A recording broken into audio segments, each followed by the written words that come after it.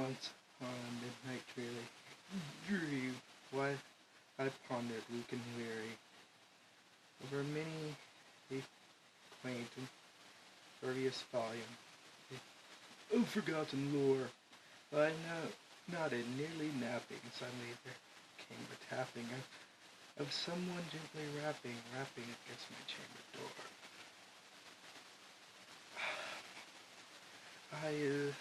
Some visitor, I muttered, tapping at my chamber door. Only this and nothing more.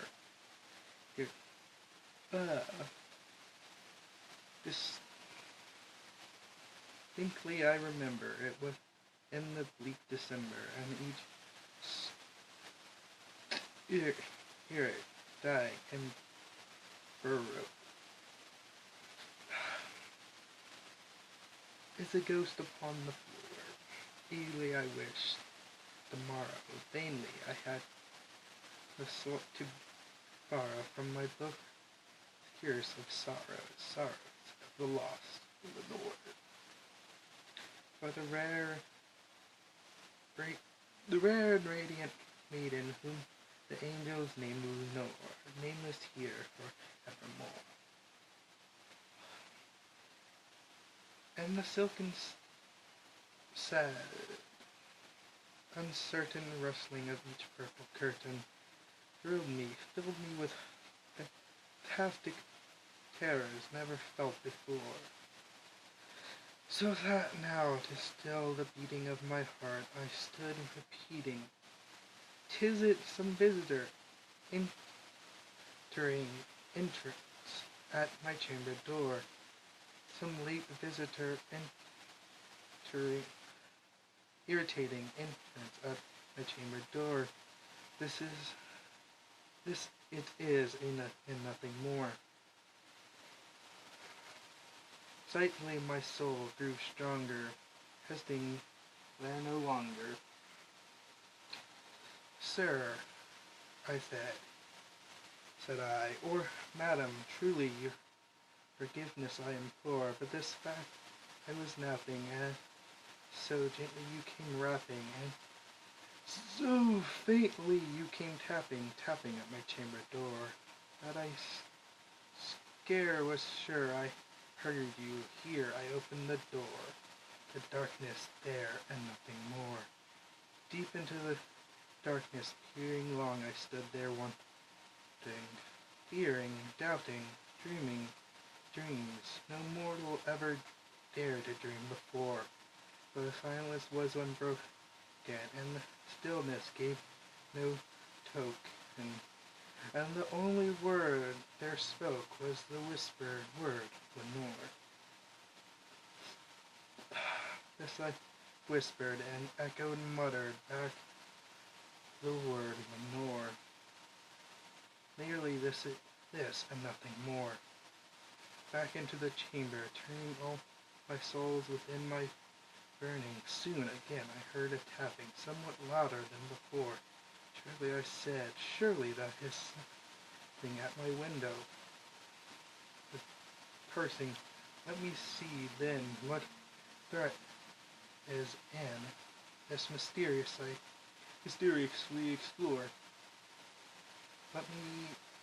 Let my heart be still a moment, and this mysterious explore. 'Tis the wind and nothing more. Open here, I flung the shutter, when I with me many a flirt and flutter, and there stepped stately raven of the saintly days of yore.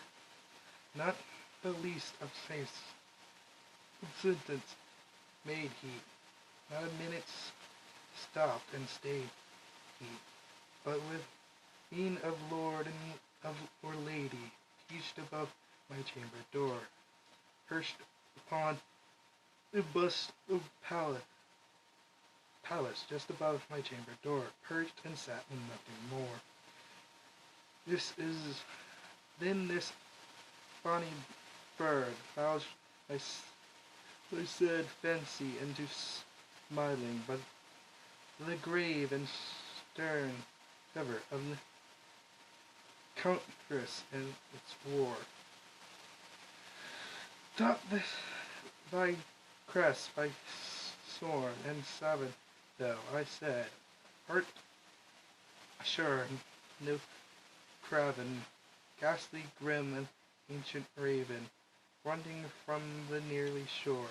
Tell me what thy lordly name is on the night forgotten shore, quoth the raven, nevermore.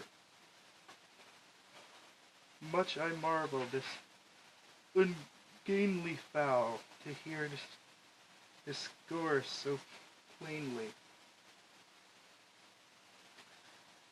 Though its answer little meaning, little earnestly bore, for we cannot help agreeing that no living human being ever yet was blessed with seeing birds above his chamber door, bird or beast upon the sculpture bust above his chamber door, which such a name adds nevermore.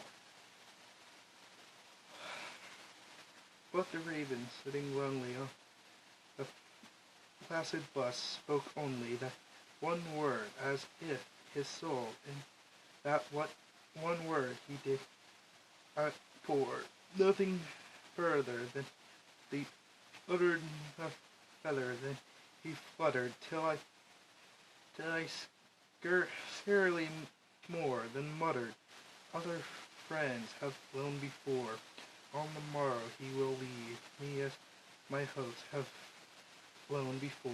This bird said nevermore. Startled at the stillness broken by reply, so patly spoken, doubtless, said I, what if it utters is its only stock and store, cut from some unhappy master whom unmercifully deserted, followed fast and followed faster, till his song one barn bore, till the greer of his hope that miraculously bonded bore up nevermore. But the raven still beguiling all my fancy into smiling, straight I wheel and keep me seated in front of the bird, and bust of it and door.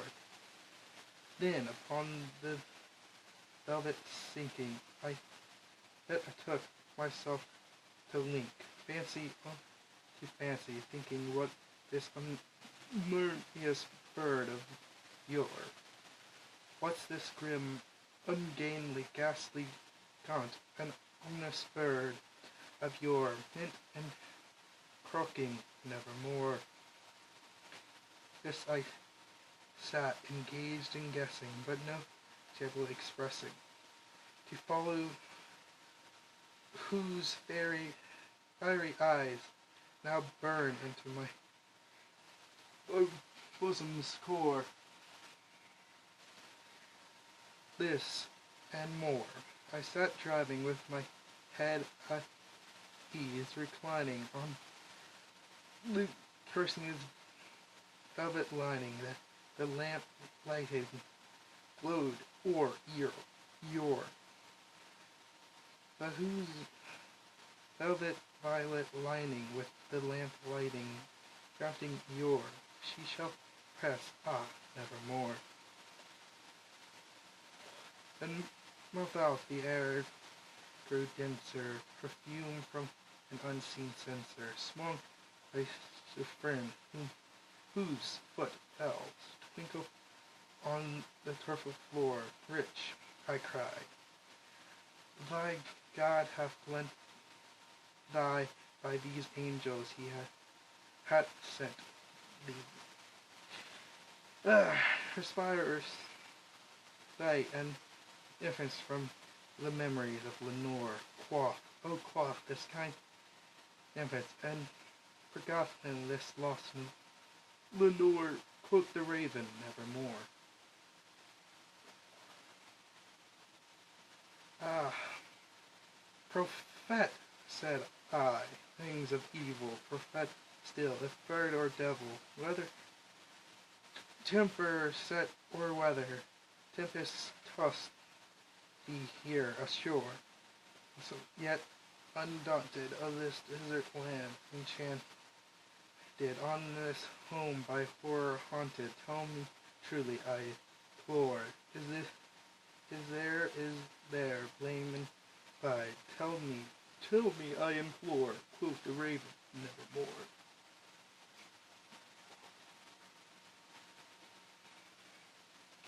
Prophet, said I, things of evil, prophet still, if bird or devil, be by that haven that bends above us, by that God we both adore. Tell this soul with sorrow, lead if within descent abated.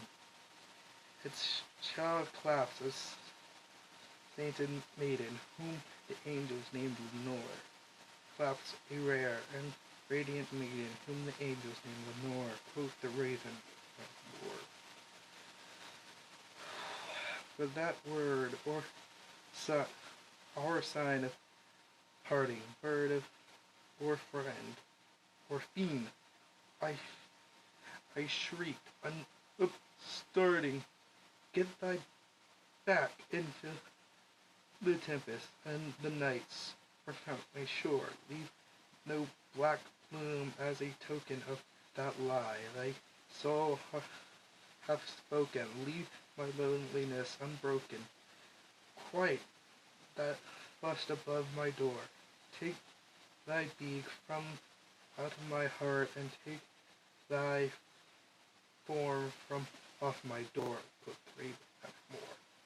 And the raven never leading, still is sitting, still it is sitting on the pallid bust of Lilith just above my chamber door, and his eyes have all the seeming of a demon that is dreaming, and the lamp light o'er your him streaming through his shadow on the floor, and my soul from out the shadow that lies floating on the floor shall be lifted nevermore.